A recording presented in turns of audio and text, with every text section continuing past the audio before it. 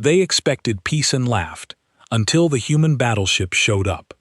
The laughter had not even faded when the alarms began.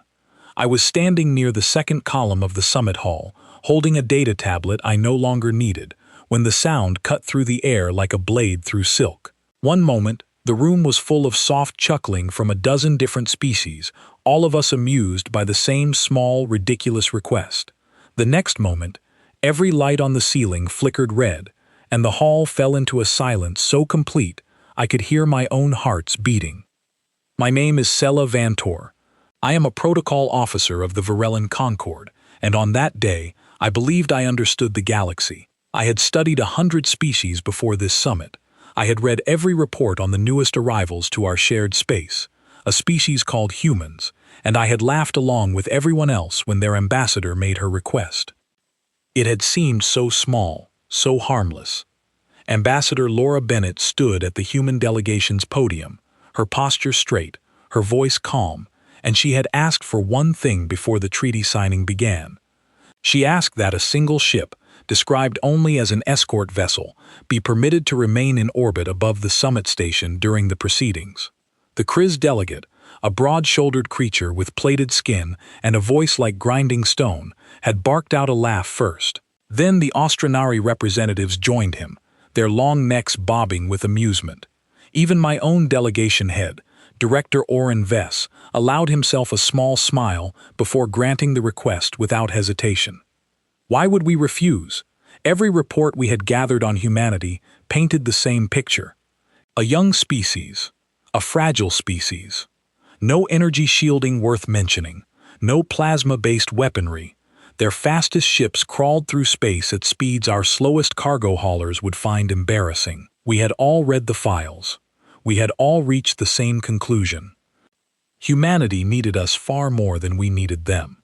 So when Ambassador Bennett asked for an escort ship, I imagined something small, a shuttle perhaps, with a few defensive turrets bolted to its hull for appearances, a gesture of pride from a species that had nothing else to be proud of. I remember leaning toward my colleague, a young Varellan named Torin, and whispering that the humans probably wanted a photograph of their little ship next to our sleek diplomatic cruisers, something to bring home and show their people. Torin had laughed at that. I had laughed too. That laughter is the last comfortable memory I have of that day. The alarms did not stop. They grew louder, layering over each other, first from the summit station's internal systems, then from the sensor arrays mounted along the outer hull, systems that were never meant to sound in unison unless something enormous had entered our space without warning. I turned toward the great viewport that ran along the eastern wall of the hall, a curved window of reinforced crystal that showed the open black of space and the gentle curve of the nearby moon we had chosen for this historic meeting. Dozens of delegates turned with me. I saw the Kriz representative rise halfway out of his seat, his plated brow lowering. I saw the Austronari go still, in a way their kind rarely managed, their long necks freezing mid-motion. And then I saw it. A shadow fell across the viewport, not gradually, not like a ship easing into position, but suddenly, as if a piece of the void itself had decided to become solid directly above us. The moonlight, which had been streaming gently through the window only seconds before, vanished entirely. For a moment, I thought the station's exterior lighting had failed. Then I understood. The light had not gone out. Something had blocked it. I stepped closer to the viewport, my tablet forgotten on the floor behind me, and I looked up through the crystal at a shape that made no sense to my mind. It was long, longer than our largest diplomatic cruiser by a distance I could not immediately calculate. It was not sleek. It was not elegant, not the way our ships were built, with smooth curves designed to please the eye as much as to serve function. This thing was brutal. Its hull was plated in overlapping segments, dark and scarred, the kind of scarring that does not come from decoration but from use. Ridges ran along its length like the spine of some ancient predator. Weapon housings, dozens of them, dotted its surface in patterns that suggested redundancy rather than restraint. It did not look like a ship built to be admired. It looked like a ship built to survive. Beside me, Torin made a small sound, something between a gasp and a whimper, and I realized my own hands had begun to shake. I gripped the edge of the viewport frame to steady myself, and I stared upward, trying to make my mind accept what my eyes were reporting. This was the escort vessel. This was the small, harmless gesture we had granted without a second thought. Around the hall, chaos began to unfold in careful, controlled ways, the kind of chaos that comes from professionals trying not to show fear in front of strangers. Sensor technicians rushed to secondary terminals along the walls, their fingers flying across control surfaces, trying to pull readings from a hull that seemed to defy every scanning protocol we possessed.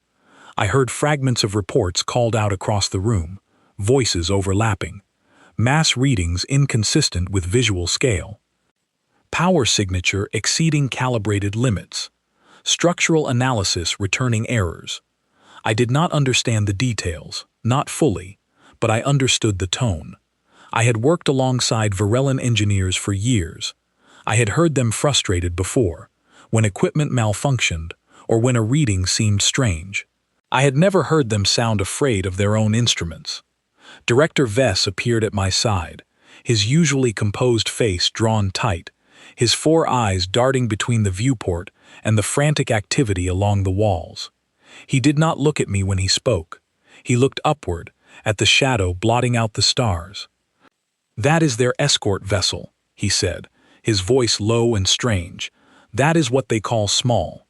I did not answer him. I could not find words. The Kriz representative, whose name was Draxil Kor, pushed his way toward the viewport, shoving past 2 Ostranari delegates without apology. His plated face was twisted into something that might have been anger, or might have been the early stages of fear trying to disguise itself as anger, the way it often does in creatures too proud to admit they are afraid. "This is a provocation," he snarled, his voice carrying across the hall despite the surrounding noise. "This is a violation of the summit agreement. No delegation was to bring warships into this system." I wanted to agree with him. Everything in my training told me to agree with him, to demand an explanation, to treat this as the aggressive act it appeared to be. But something else was happening in the back of my mind, something quieter and far more unsettling than anger. I was recalculating everything I thought I knew. The human delegation, seated near the center of the hall, had not moved from their places. Ambassador Bennett remained standing at her podium, her hands folded calmly in front of her, watching the growing panic around her, with an expression I can only describe as patient. Not smug, not triumphant, simply patient, the way a teacher watches students slowly work out a problem they have been avoiding. Beside her stood a man I had not paid much attention to before that moment, a member of the human delegation dressed in a dark uniform rather than diplomatic robes. He had been introduced earlier, briefly, as Captain Daniel Marlowe, commander of the escort vessel. I remembered thinking, when his name was first read aloud, that it was strange for such a small ship to require a captain with a full military title. I had assumed it was simply another human custom, another example of a young species dressing up small things with grand words. I understood now how wrong that assumption had been. Captain Marlowe stepped forward, unhurried, and raised a hand toward the room, not in a gesture of command, but in something closer to reassurance. The noise in the hall did not stop entirely, but it softened enough for his voice to carry. "There is no cause for alarm," he said. His voice was calm in a way that felt almost unnatural given the circumstances, the kind of calm that comes only from complete certainty. "This is simply our diplomatic transport, nothing more." Draxil Kor rounded on him immediately, his plated jaw clenched tight. "Diplomatic transport," he repeated, his tone dripping with disbelief. "That is no transport. That is a warship larger than anything in this system." Captain Marlowe's expression did not change. If anything, something in his eyes softened, not with sympathy exactly, but with something close to it, the look of a person delivering news he knows will be difficult to hear. "It is smaller than what we left at home," he said simply. The hall went silent again, but this silence was different from the alarmed silence of moments before. This was the silence of an entire room trying to process a sentence that should not have been possible, a sentence that rearranged every assumption we had carried into that summit. I looked up at the viewport again, at the massive shadow still hanging above the station, still blotting out the stars with its scarred and plated hull, and I felt something cold settle into my chest, a feeling I would carry with me through every moment that followed.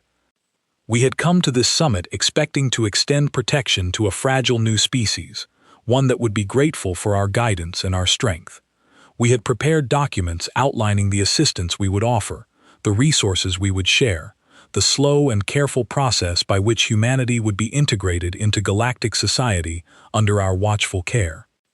I looked at the shape blotting out the moonlight, and I understood, with a certainty that made my heart's ache, that every one of those documents had just become worthless.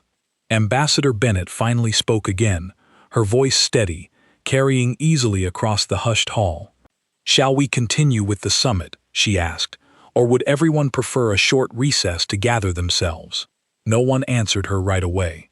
I watched Director Vess open his mouth, then close it again, his eyes still fixed on the shape above us. I watched Draxel Kor's clenched fists slowly unclench, then clench again, as if his body could not decide whether to remain angry or to admit defeat. I watched the other delegates, from a dozen different worlds, all wearing some version of the same expression, a mixture of disbelief and dawning dread. I thought of the laughter that had filled this room only minutes before. I thought of my own voice joining that laughter, certain and easy, mocking a request I had believed was harmless.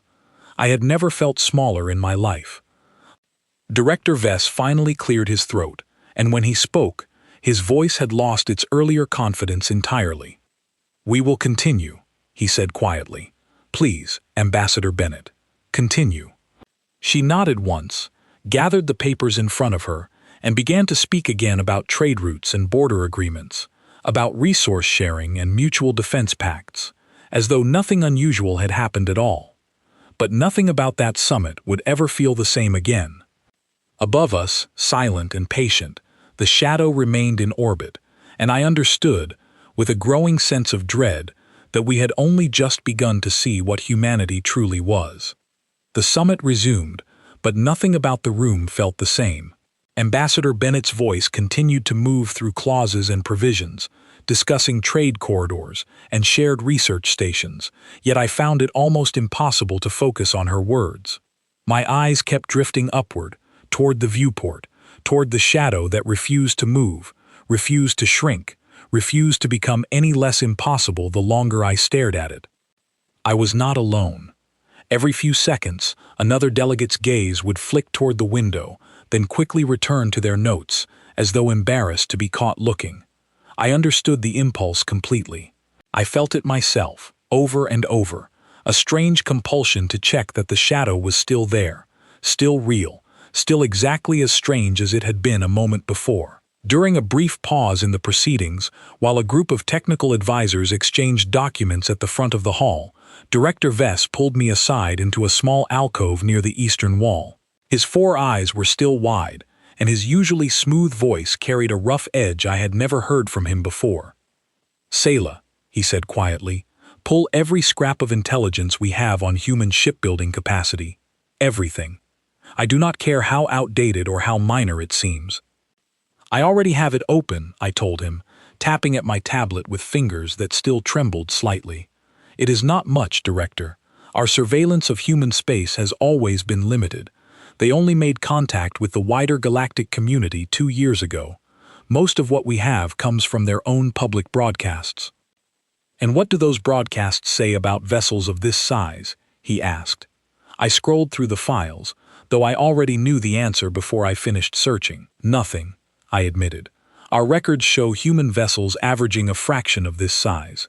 Their largest known ship, according to the data we gathered during initial contact, was a research vessel roughly 1/10 the length of what is currently in orbit above us."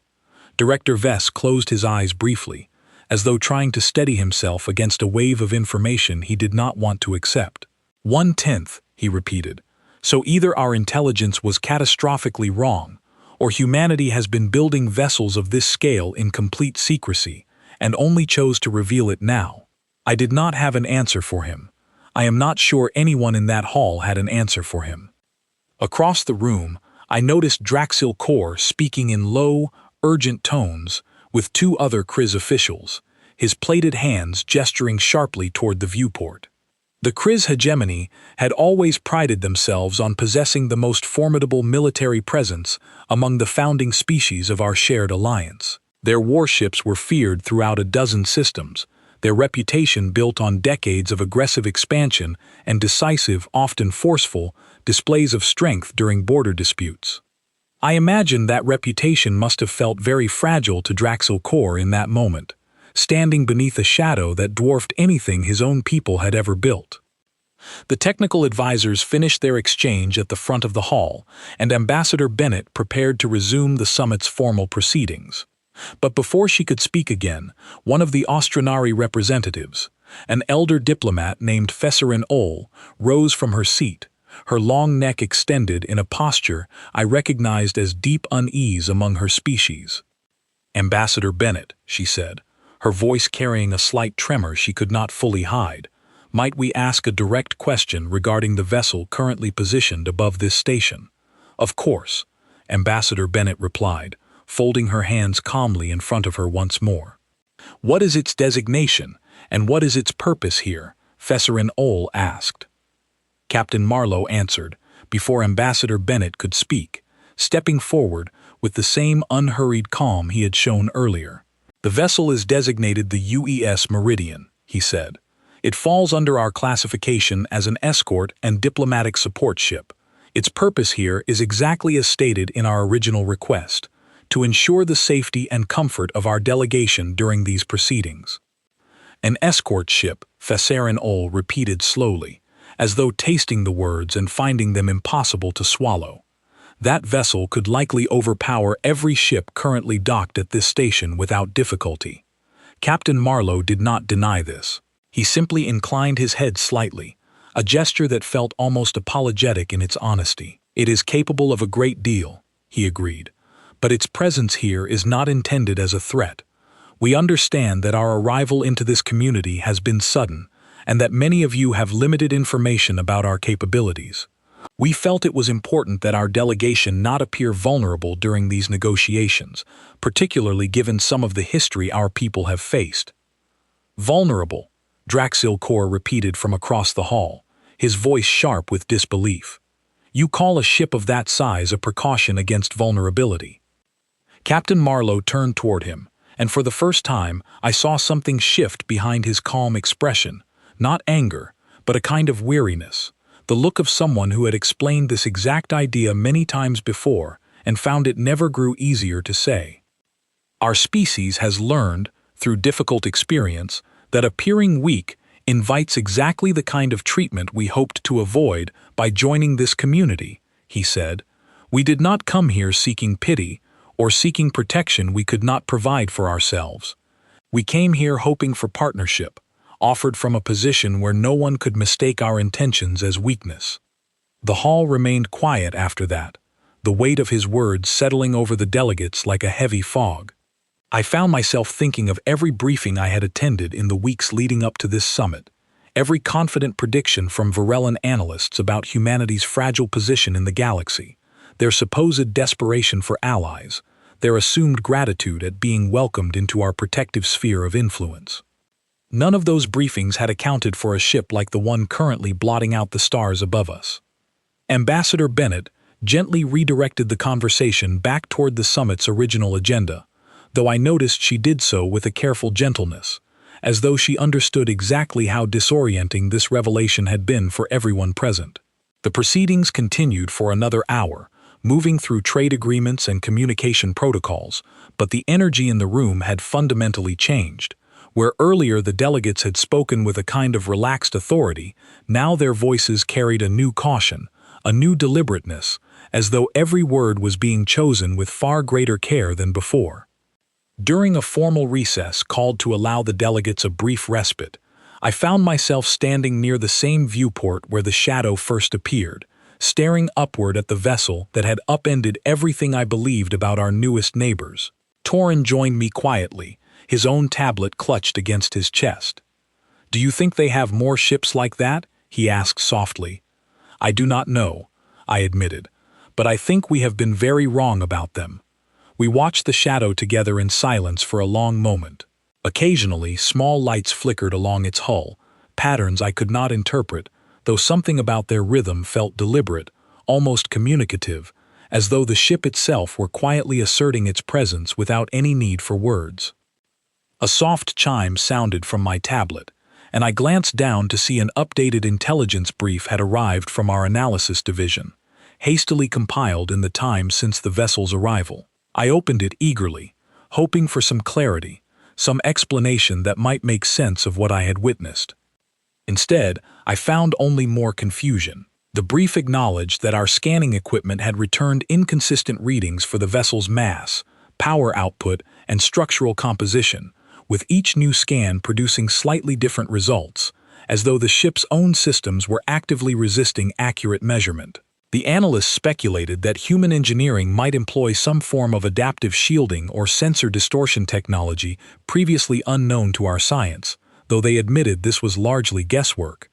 I found the uncertainty more unsettling than any concrete answer could have been. A species capable of building something so large and clever enough to obscure its true capabilities from external scanning was not a species we could afford to underestimate any further. Torin, I said quietly, still staring up at the shadow, do you remember what we said about them last week, during the briefing? He was quiet for a moment before answering. I remember calling them harmless, he admitted. I remember saying it would take them a century to catch up to where we already stood. I remember saying something very similar, I told him. I think we were wrong about almost everything.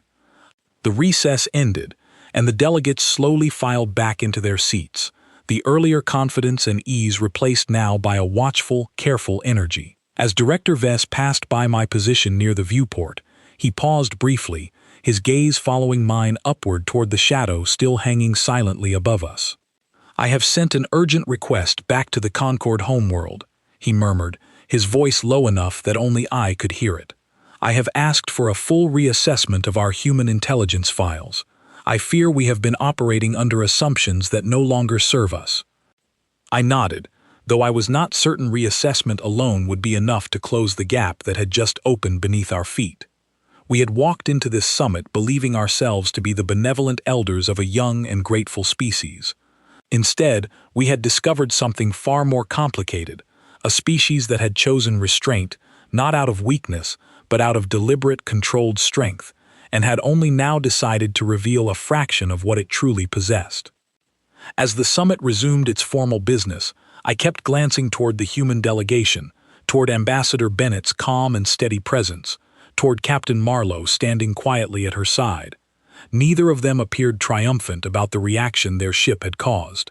If anything, they seemed almost patient with our discomfort, as though they had anticipated this exact response and had already moved past it in their own minds. I did not yet understand how deep that patience ran, or how much further our assumptions about humanity still had to fall. But as I watched the shadow of the meridian drift almost imperceptibly against the black backdrop of space, I understood, with a growing certainty that settled cold and heavy in my chest, that the true test of this summit had not yet arrived. It was still waiting, quiet and patient, somewhere in the hours ahead. The summit reconvened for its final major session before the treaty signing, and I remember hoping, foolishly, that the worst of the day's surprises had already passed. I settled back into my position near Director Vess, my tablet open to the discussion notes, and tried to focus on the remaining agenda items, mostly minor clarifications regarding shared research stations along the border systems. Draxil Kor, however, had other plans. He rose from his seat, midway through a discussion about mineral rights, cutting off an Austronari delegate without any apparent concern for protocol. His plated face had regained some of its earlier confidence, though I could see, even from across the hall, that it was a confidence built on stubbornness rather than genuine ease. Before we finalize any further agreements, he announced, his voice booming across the hall, I believe it would be wise to clarify certain expectations. The Kriz hegemony has maintained the strongest military presence in this region for 3 generations.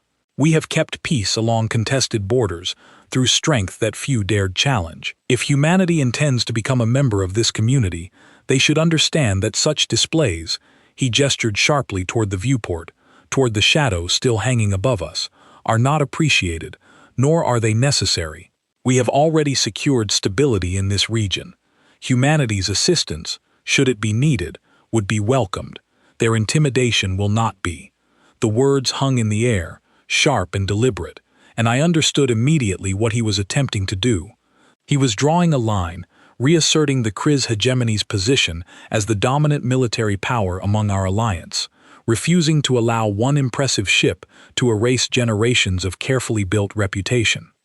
I watched Ambassador Bennett's expression carefully as Draxil Kaur spoke, searching for any sign of offense or anger. I found none. She listened with the same patient stillness she had shown throughout the summit, and when he finished, she allowed a moment of silence to pass before responding. "I understand your concern," she said, her voice gentle but clear. "And I want to be honest with you, Representative Kaur, because I believe honesty will serve this alliance far better than politeness ever could." She paused, glancing briefly toward Captain Marlowe, who gave her a small, almost imperceptible nod, as though granting permission for whatever she intended to say next. "Our species has a difficult history," she continued. "Long before we ever looked beyond our own solar system, we fought among ourselves, not small disputes, not brief skirmishes settled within a season. We fought wars that spanned entire generations, wars that killed more of our own people than any external threat ever could. We built weapons capable of ending civilizations, and more than once, we came dangerously close to using them in ways that would have ended our species entirely." The hall had gone quiet again, the earlier tension replaced by something more attentive, more curious. Even Draxil Kaur had lowered himself slowly back into his seat, his plaited brow furrowed as he listened. "There was a period in our history," Ambassador Bennett went on, "when two of our most powerful nations stood facing each other, each possessing enough destructive capability to end nearly all life on our world several times over. For decades, neither side used those weapons, not because they lacked the will, but because both understood that using them would mean losing everything, for everyone, permanently. We call that period, in our history books, a very tense peace. It was not peace built on trust. It was peace built on the terrifying understanding of what true strength actually costs." I found myself leaning forward slightly, caught up in her words despite the unease still coiled tight in my chest. "What we learned from that era," she continued, "was not that strength should be avoided. We learned that strength without control is simply another word for disaster waiting to happen. So as our technology advanced, as our capabilities grew far beyond anything we could have imagined during those early tense decades, we made a different choice. We continued to build. We continued to develop weapons and vessels capable of terrible things. But we also built something else alongside them, a deep and permanent commitment to restraint, an understanding that the true measure of a civilization is not what it is capable of doing, but what it chooses not to do." She turned slightly, her gaze sweeping across the assembled delegates, resting briefly on each species in turn. "Every civilization gathered in this hall today has built weapons up to the very edge of what you believed you might one day need to use," she said. "I do not say that as an insult. It is simply the truth of survival, and I understand it well. But humanity built past that edge. We built weapons and vessels far beyond what any reasonable threat required, not because we intended to use them, but because we needed to understand, completely and without doubt, exactly how far we were capable of going. And once we understood that, once we had stared into that capability and measured its full weight, we made the deliberate choice to set most of it aside. The meridian above us," Captain Marlowe added quietly, stepping forward to stand beside her, "is not our most powerful vessel. It is not even close. It was chosen specifically for this summit because it represents restraint, not aggression. A ship capable of ending a serious conflict without escalating it into something far worse. We did not bring our greatest strength here today. We brought only enough to ensure no one mistook patience for weakness." I glanced toward Director Vess, and I saw something shift behind his 4 eyes, a slow, dawning understanding that seemed to spread through the entire hall in the silence that followed. I thought of every alien species gathered in that room, each one proud of their own military capabilities, each one having built weapons and warships up to the edge of what they dared use, stopping only when fear of consequence or lack of further ambition brought their development to a natural halt. Humanity had not stopped at that edge. They had walked past it deliberately, fully aware of what they were capable of, and had chosen restraint anyway, not because they lacked the will to go further, but because they understood exactly what going further would cost. That distinction, I realized, sitting there in the hushed hall, was far more frightening than any single warship could ever be. Draxil Kor remained silent for a long moment, his plated hands resting on the table in front of him, his earlier bravado noticeably absent. When he finally spoke again, his voice had lost much of its earlier sharpness. "You are saying," he said slowly, "that this ship, the one currently in orbit above us, is not your strongest capability." "It is not," Captain Marlowe confirmed simply. "And your strongest capability remains at home," Draxil Kor continued, his voice quieter now. "It does," Captain Marlowe said. "We saw no reason to bring it. This is a summit for peace, not a display of dominance. We hoped a single escort vessel would be enough to demonstrate that we could protect our own people, without requiring anything more than that." I watched Draxil Kor's jaw work silently for a moment, as though he were chewing on words he did not want to say aloud. Finally, he inclined his head slightly, a gesture I had never seen him offer to anyone during the years I had observed Kri's diplomatic behavior. "Then perhaps," he said, his voice carrying a new and unfamiliar caution, "I have underestimated your people rather significantly." Ambassador Bennett offered him a small, genuine smile, free of any triumph or mockery. "Many have," she said gently. "We do not hold it against anyone. We understand how our history and our current capabilities might seem difficult to reconcile at first. We only ask that this summit continue with a clearer understanding of who we truly are." The remaining discussion moved forward with a markedly different tone. Where earlier proposals had been debated with a certain casual confidence, now every delegate, myself included, listened with a heightened attentiveness, weighing each word from the human delegation with far greater care. I found myself recording notes not just on the treaty's provisions, but on Ambassador Bennett's phrasing, her calm delivery, the way she balanced honesty with a complete absence of arrogance. It struck me, somewhere in the midst of that recalibrated discussion, that humanity's greatest strength might not lie in the size of their vessels or the power of their weapons at all. It lay in their willingness to explain themselves honestly, to admit to a difficult history without shame, and to demonstrate restraint not as a limitation, but as a choice made from a position of complete and unquestionable strength. I glanced once more toward the viewport, toward the shadow of the meridian still patiently holding its position above the station, and I found myself wondering, with a growing unease I could not fully shake, what humanity's greatest capability might actually look like, if this quiet, scarred vessel was truly considered small by comparison. I did not have to wonder for very much longer.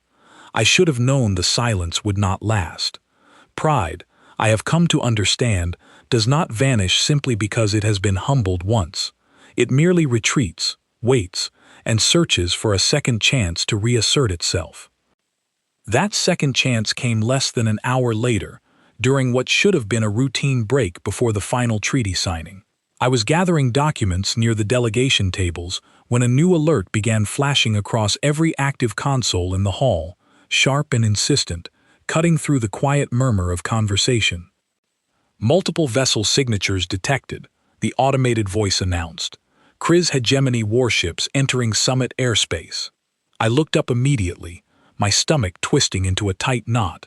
Across the hall, Ambassador Bennett had gone still, her calm expression unchanged, though her eyes had sharpened with a new alertness.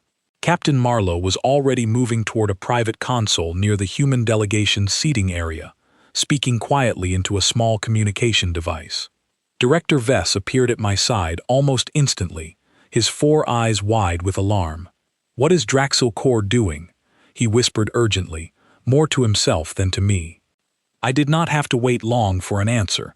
Through the great viewport, I watched 3 sleek Kriz warships emerge from the far side of the moon we orbited, their dark hulls gleaming with weapon housings clearly designed for intimidation rather than subtlety.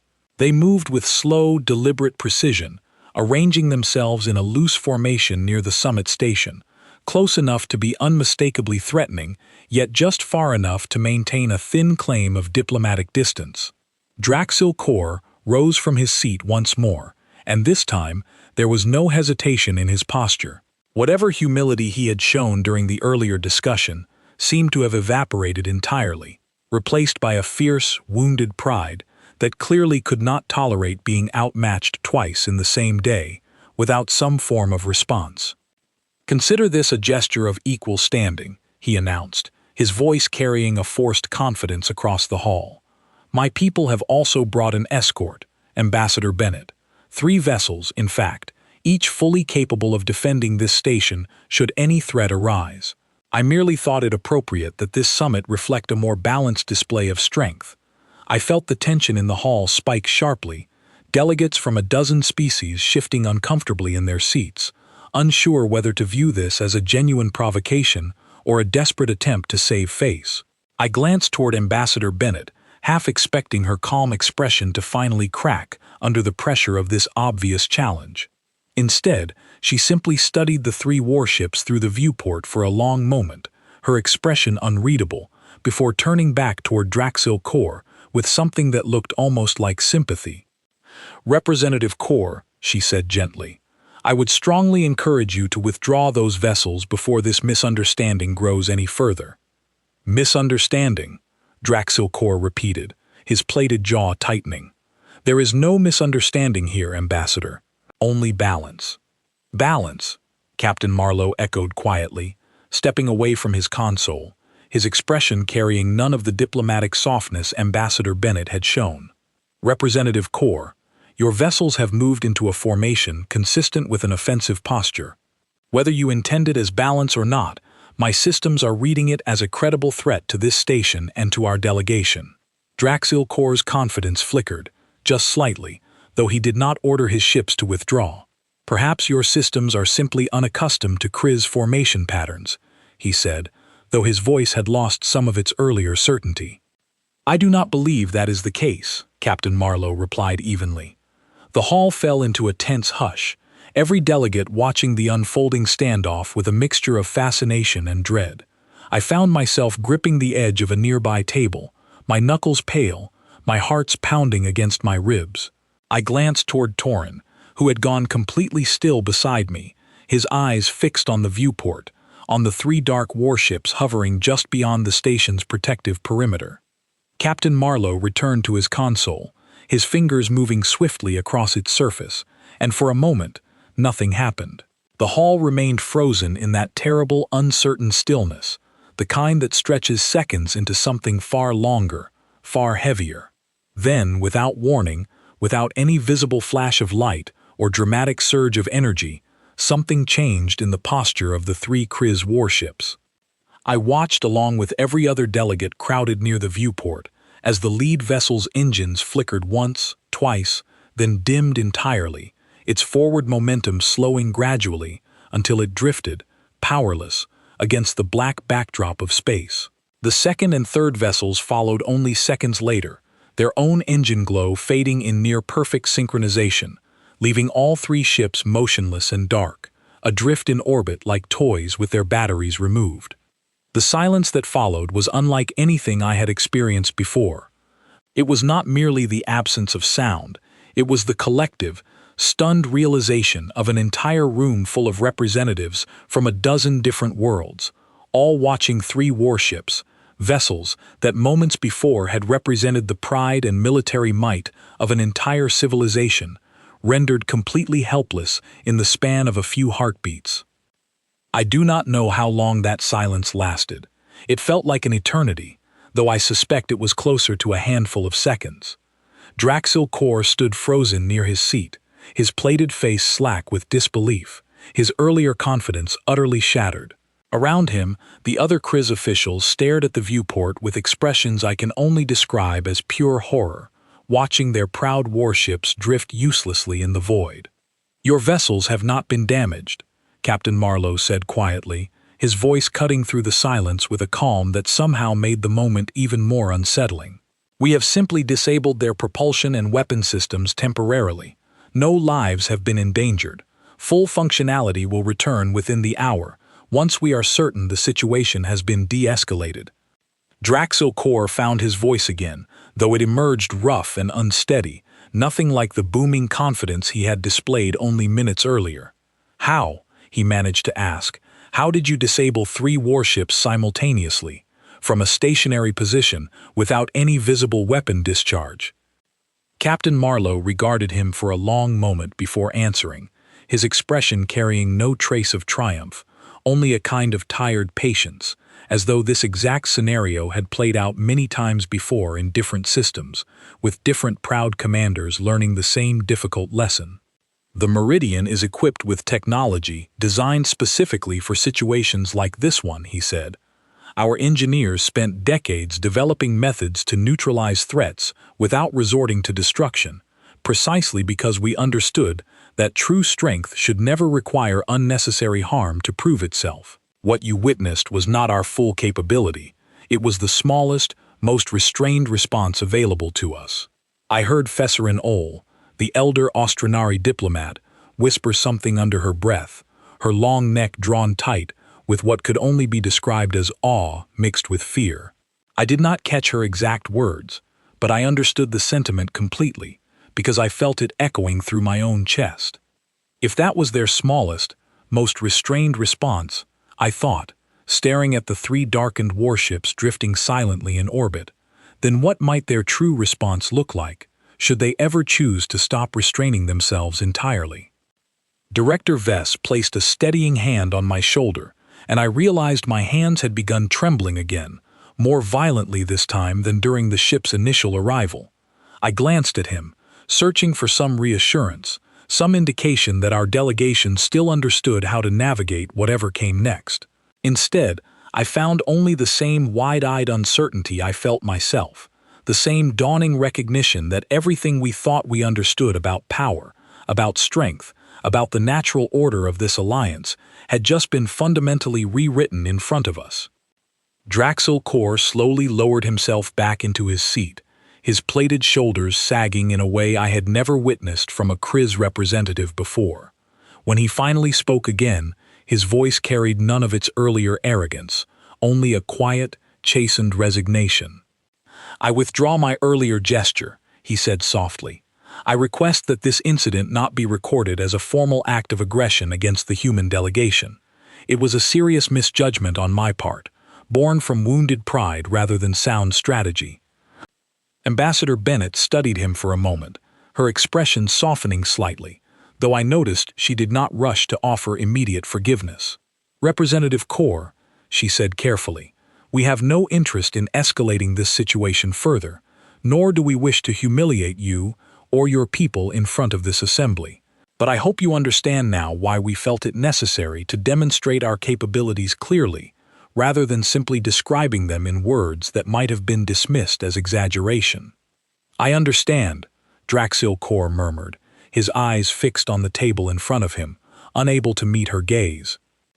Captain Marlowe returned to his console once more, his fingers moving with the same calm precision he had shown throughout the entire exchange, and within moments, the 3 Kriz warships began drifting back toward the far side of the moon, their engines still dark, towed gently by some unseen force I could not begin to comprehend.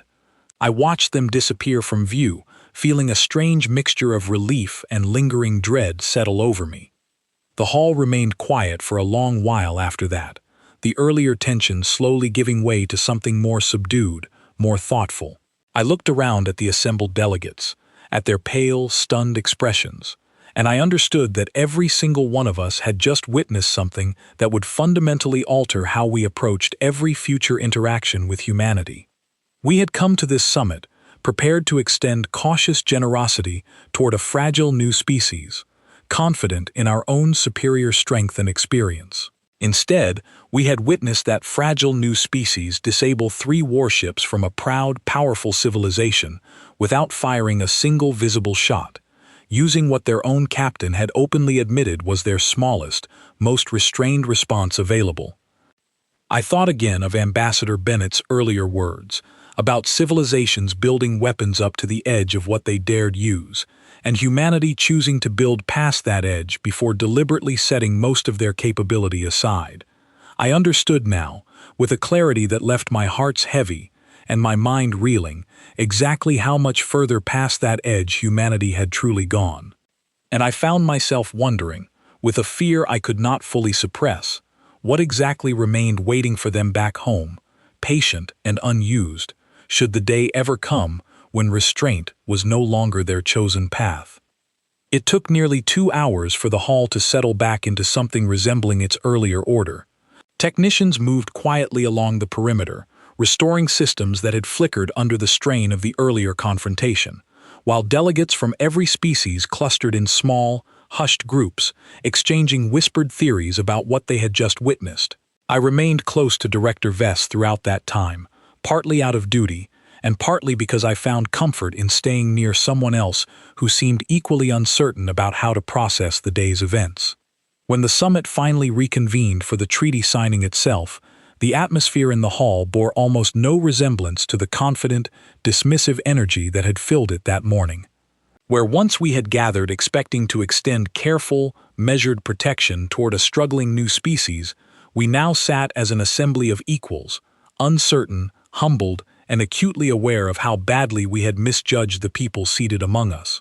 Ambassador Bennett approached the central podium once more, the formal treaty documents laid out before her, and I noticed, with some surprise, that her expression carried none of the coldness or distance I might have expected after everything that had transpired. Instead, she looked out across the assembled delegates with something close to warmth, the same patient, steady presence she had maintained throughout the entire summit. "Before we finalize this agreement," she said, "I want to address something directly, because I believe honesty serves us all better than pretending this day unfolded exactly as any of us expected." The hall remained quiet, every delegate listening intently, myself included. "We understand that our arrival into this community has been unsettling," she continued. "We understand that the revelations of today, regarding our capabilities and our history, have likely reshaped how many of you view us. That was never our intention when we requested a single escort vessel for this summit. We hoped, honestly, that its mere presence would be enough to establish a foundation of mutual respect, without requiring anything further. We did not anticipate that misunderstanding would escalate to the point it did this afternoon." She paused, glancing briefly toward Draxil Kor, who sat quietly near the front of the hall, his earlier bravado still visibly absent. "But I want to be clear about something important," she said, her voice gaining a gentle firmness.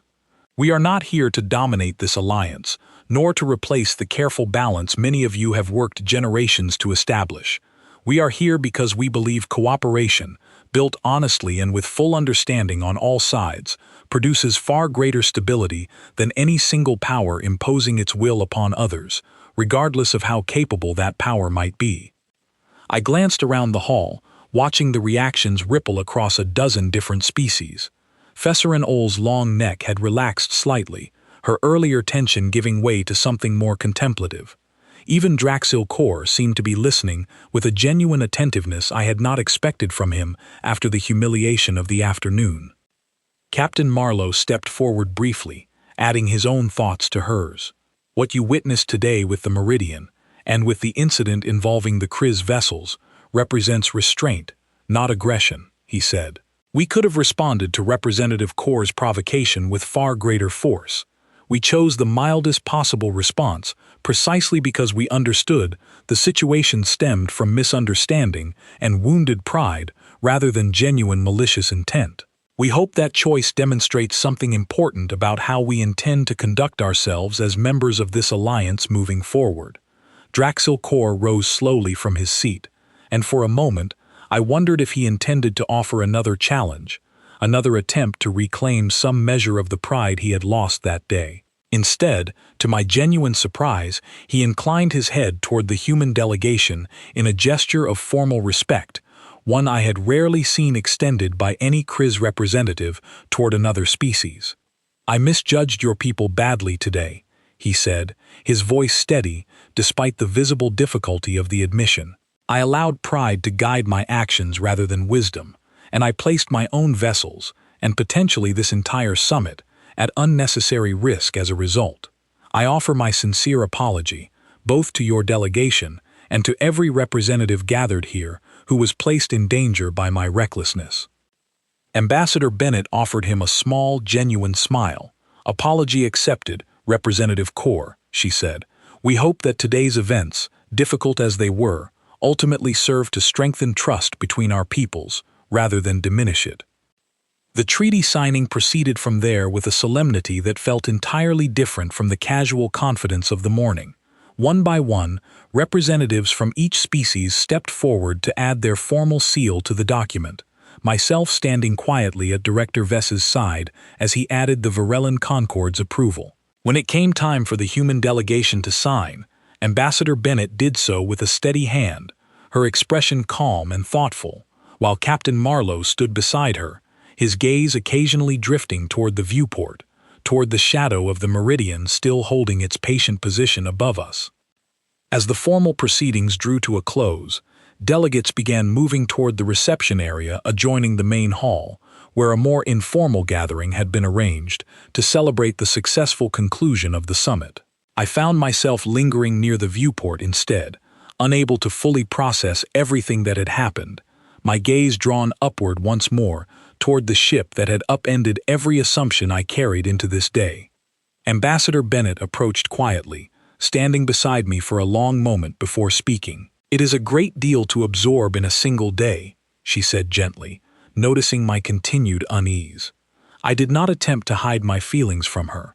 "I am ashamed of how easily I dismissed your people before today," I admitted. "We read reports, we drew conclusions, and we never once considered that we might be wrong about something so fundamental." She was quiet for a moment, studying the shadow of the meridian alongside me. "It is a natural mistake," she said eventually. "Every species judges others through the lens of their own experience. You saw our early technology, our limited presence beyond our own solar system, and you drew reasonable conclusions based on what was visible to you. The mistake was not in observing carefully. It was in assuming that what you could see represented the whole picture." "And now," I asked quietly, "now that we have seen more of that picture, what should we expect moving forward?" She considered the question carefully before answering. "I hope you will expect partnership," she said. "Genuine partnership, built on honesty rather than assumption. We do not wish to dominate this alliance, nor do we wish to be treated as fragile guests requiring protection we do not need. We simply wish to be understood accurately, and to extend that same accurate understanding toward every species we encounter, including yours." I nodded slowly, turning my gaze back toward the viewport, toward the massive, scarred hull still hovering silently above us. "Captain Marlowe called this your smallest vessel," I said. "May I ask, honestly, what waits at home?" A small, knowing smile crossed her face, though it carried no trace of arrogance, only a quiet, careful honesty. "Enough that we hope you never have reason to see it," she said simply. The answer settled over me with a weight I had not anticipated. Not fear exactly, but a profound, humbling recognition of how vast the gap between our assumptions and reality had truly been. Later that evening, as the reception wound down and delegates began departing for their respective vessels, I found myself once more near the great viewport, watching the shadow of the meridian begin its slow departure from orbit, preparing to escort the human delegation safely back toward their own space.